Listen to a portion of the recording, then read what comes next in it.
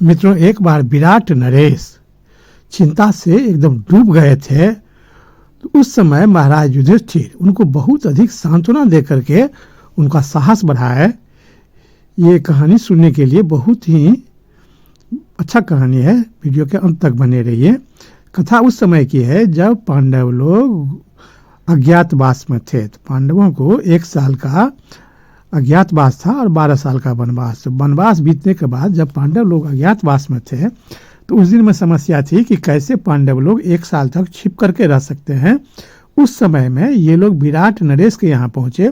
महाराज युधिष्ठिर एक ब्राह्मण के भेष में कंक नाम से वहाँ पर गए, विराट नरेश से मिले और कहे कि महाराज मुझे चाकरी चाहिए।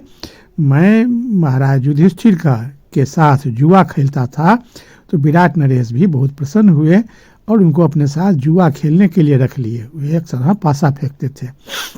उसके बाद भीम पहुँचे एक रसोइये के भेष में और भीम कहे कि मैं महाराज युधिष्ठिर का रसोइया था, मेरा बल्लभ नाम है। और बल्लभ नाम से वहाँ विराट नरेश के यहाँ रसोइया के रूप में रह गए। महारानी द्रौपदी कही कि हम युधिष्ठिर के महारानी द्रौपदी के हम बाल संवारा करती थी, मेरा नाम शैलेंद्री है, शैलेंद्री दासी को कहा जाता है। तो विराट नरेश उन्हें भी रख लिया दासी के रूप में अपने पत्नी का बाल संवारने के लिए। इसी प्रकार अर्जुन पहुँचे एक नपुंसक के वेश में, महिला के वेश में, और कहे कि मेरा नाम बृहनला है, मैं नाच गान सब जानता हूँ और लोगों को सिखाता हूँ। महाराज युधिष्ठिर की यहाँ महिलाओं सबको मैं गाना और नाच सिखाती थी। तो विराट नरेश भी अपने पुत्री को नाच गान सिखाने के लिए अर्जुन को रख लिए जो बृहनला के रूप में थे। इसी प्रकार सहदेव और नकुल ने भी घुड़सवार और गौशाला संभालने के रह गए। तो वे 5 पांडव द्रौपदी के साथ विराट नरेश के यहाँ छिप करके अपना वेश बदल करके रह रहे थे।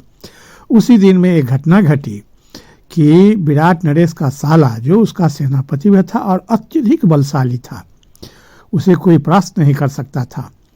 वे द्रौपदी पर में बड़ा कुदृष्टि डाले और द्रौपदी पर कुदृष्टि डालने के कारण भीमसेन ने उनका वध कर दिया।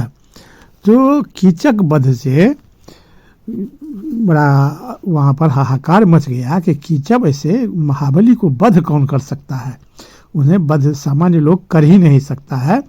उधर दुर्योधन बहुत परेशान हो गया था इन लोगों को अज्ञातवास भंग करने के लिए कि कोई उपाय उसको नहीं मिल रहा था, कहीं से इन लोगों का अज्ञातवास भंग नहीं कर पाया था।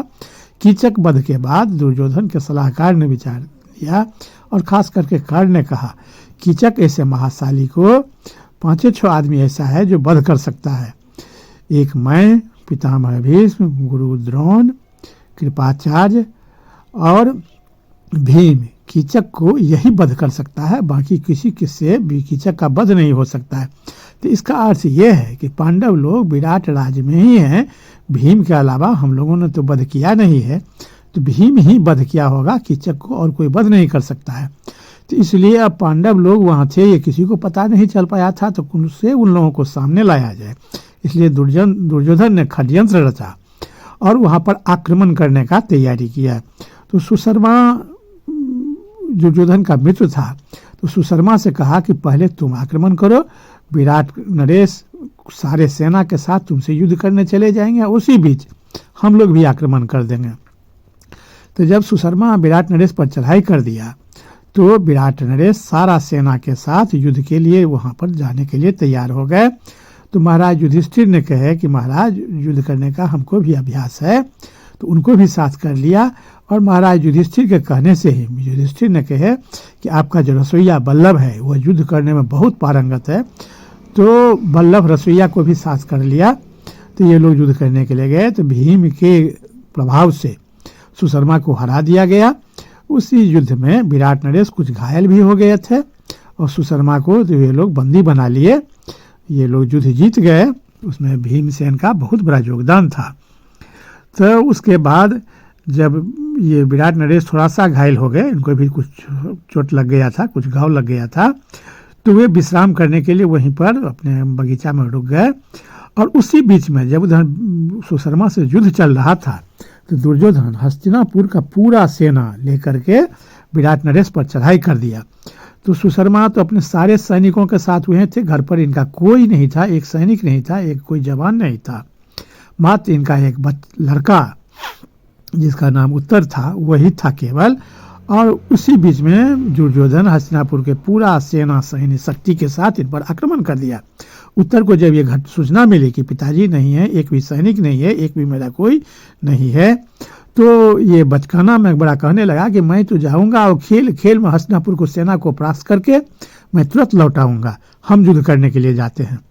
वह एकदम तैयार हो गया कि हम अकेले हस्तिनापुर को सेना को हम परास्त करके हम सबको मार पीट करके हम वहाँ से युद्ध जीत करके चले आवेंगे।